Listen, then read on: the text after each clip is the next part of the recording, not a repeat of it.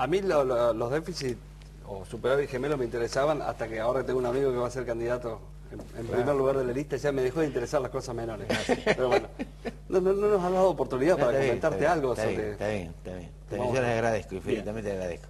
No, la verdad que como suele pasar en los temas económicos profundos, no son de interés hasta que no estallen. Digamos. Claro, ahí es donde... Digamos, eso no es nuevo, y tampoco es nuevo en Grecia, en España. Uno lee los de Grecia, ya hace varios años que venimos escuchando cosas y se vienen viendo allá. Pero en España hasta hace 3 años no se ha hablado de los problemas de ahora. En Irlanda, por ejemplo. Pero bueno, que por eso tenemos economistas en serio en este programa, porque nos dicen algunas tendencias que marcan, aunque sea una luz amarilla. Evidentemente por ahora los indicadores más generales de la economía siguen siendo predominantemente positivos.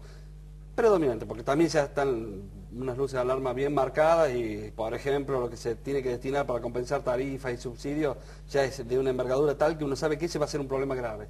El tema que decía Alfredo muy correctamente, entre la evolución de las importaciones y las exportaciones, sí, es cierto, el deterioro de los términos de intercambio que fue durante décadas una de las razones de ser del mal momento de las economías emergentes, hoy se ha contrarrestado y hoy vendiendo los mismos volúmenes o hasta más volúmenes de materias primas y productos agroalimentarios, hoy tenemos superávit. Pero a nosotros no nos puede escapar que, si bien no necesariamente el precio de la soja tenga que volver al valor de hace 10 años, no nos puede escapar que la situación actual también marca una coyuntura que no necesariamente se vaya a mantener. ¿Alfredo? Sí, esto a propósito de lo que dice Sargiotto, es cierto que casi todo el mundo piensa que la evolución futura de los precios va a ser favorable o que va a mantener.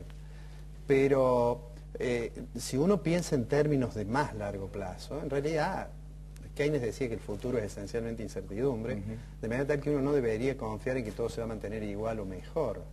Parecería bastante razonable que una economía que tiene una coyuntura internacional muy favorable, además de crecer, además de mejorar la distribución de la riqueza, que es seguramente un tema complicado y sobre el cual todavía parecería haber mucha materia pendiente. Bueno, lo marcaba recién lo que decía, claro. O sea, entonces digo, pero además de todo eso, parecería razonable que esa economía tuviese una visión que fuera de, por usar una expresión, digamos, muy común, de guardar en épocas de vacas gordas. Claro. ¿Sí? Porque lo correcto sería pensar, por ejemplo, en materia de gasto público, que nadie puede negar la necesidad de ciertas formas de ese gasto público, aún de los subsidios, ¿no? Uno dice, la asignación universal, nadie razonablemente podría encontrar un argumento, al menos en el plano de los seres humanos, que se oponga a eso. Pero digo, a otro tipo de gastos, seguramente sería más prudente que el gasto no fuera procíclico, es decir, que cuando está creciendo la economía, crezca más el gasto.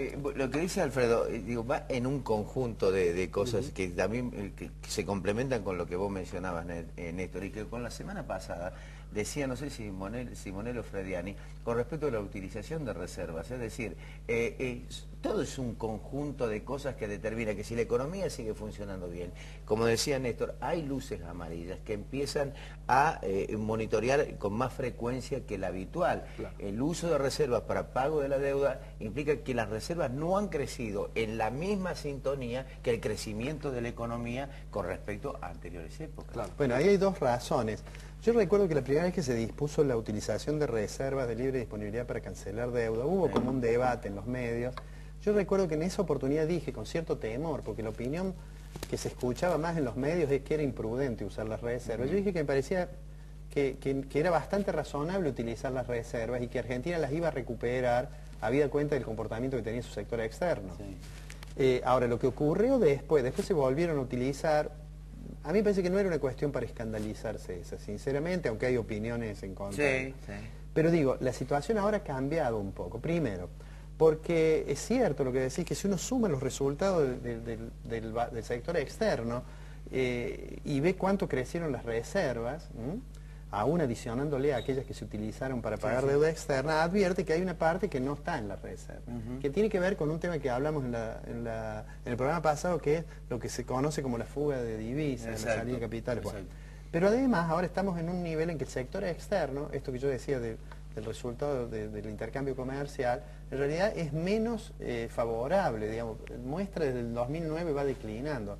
Entonces, para el año que viene, que es un año además que hay vencimientos significativos de obligaciones internacionales y del sector público, seguramente va a ser más difícil apelar con tanta tranquilidad al uso de reservas del Central. O sea que lo que sucede es que yo estoy convencido, lo que decía al final del bloque que hablábamos antes, yo estoy convencido que con prescindencia de quien gane las elecciones va a haber correcciones de política económica.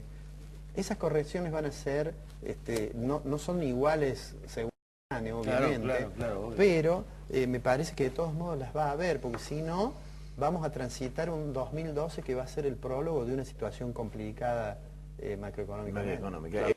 Un minuto antes que Francisco Lujano saque del aire, un minuto. Lo concreto es que si en un año de buena cosecha, buenos precios externos, buen nivel de actividad y de recaudación interna, las reservas no se han movido para arriba, el año que viene donde va a haber mucho pago de deudas, 16.000 millones de dólares de movida, donde, bueno, supongamos que se repitan algunas condiciones favorables, pero no necesariamente, y seguramente o se agranda el endeudamiento, porque seguramente el gobierno va a hacer eso, un acuerdo con el Club de París y va a salir a refinanciar deuda con nueva deuda, o vamos a tener problemas ya en el plano, por ejemplo, el plano de las reservas, que no lo hemos tenido en los últimos 5 años. ¿Alfredo?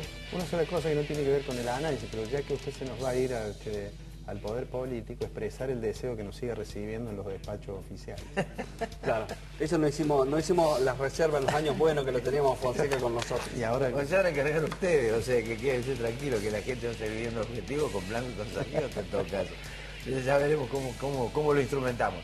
Esto ha sido todo por hoy, nos volvemos a encontrar el próximo sábado aquí, para seguir haciendo objetivos, la otra forma de ver la economía, por Canal C de Cablevisión. Les recuerdo que esto se reitera el lunes a las 16 horas. Muchachos, buen fin de semana. Buen fin de semana. Chao.